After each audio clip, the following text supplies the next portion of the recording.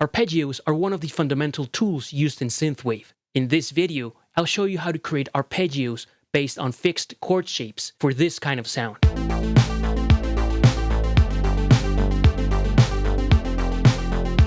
Let's go.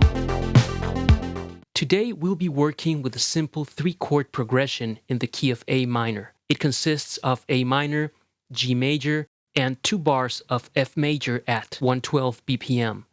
This is how it sounds.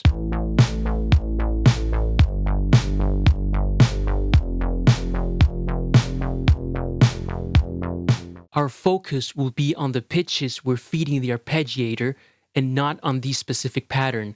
Therefore, any pattern we choose will be okay. Our strategy will be to use a fixed chord shape and drag it across our entire progression. We call it a fixed chord shape because it will not change as the chords in our progression change, which would be the typical way to do it. The question in your mind may be, which chord shape should we use and how do we know it will sound good? The answer is that we'll use the chords from the progression itself in order to increase our chances of this technique working out right out of the gate. We'll try them all one by one, then settle on our favorite and tweak that one further if needed. This is how A minor sounds on top of our progression with a simple arpeggio pattern in 16ths, going up and with some delay.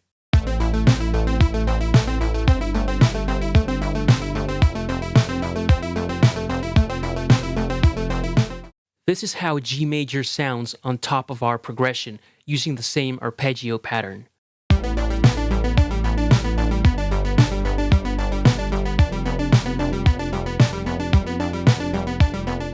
This is how F major sounds on top of our progression using the same arpeggio pattern.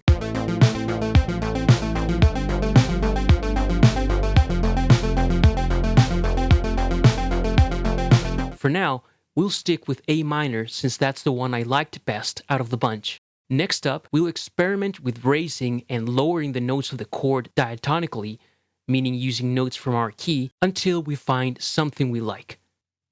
First thing we'll try out is moving the 5th up or down. Here we go.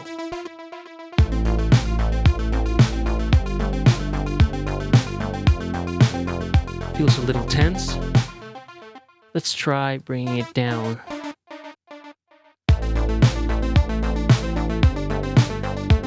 A little bit more consonant throughout the progression. Good. Now let's try moving the 3rd up.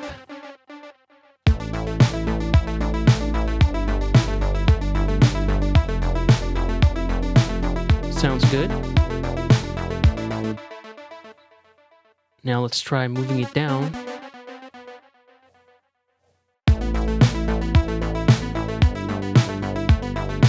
This sounds good too. Now let's move the root note A.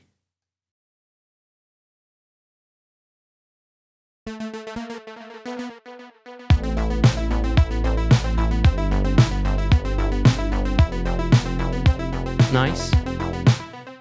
Let's move it down.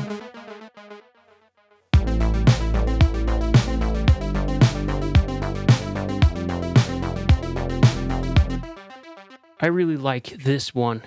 But what we'll do is just raise it up to a higher octave, like this.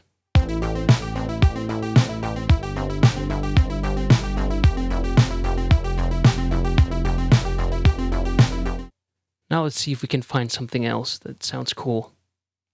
I'm gonna move the 3rd down to the A.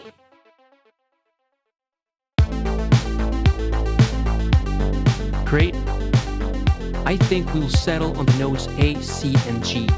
Here we're using a little bit of chorus and delay, but feel free to experiment with additional effects such as reverb and phasing, flanging, etc. to give it more texture and character.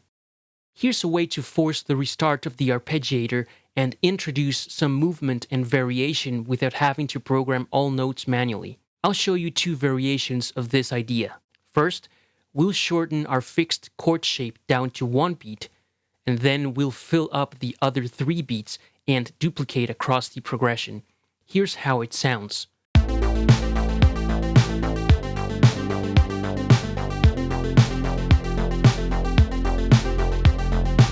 Let's wipe this clean and shorten the fixed chord shape down to 2 beats and duplicate across the progression. Here's how it sounds.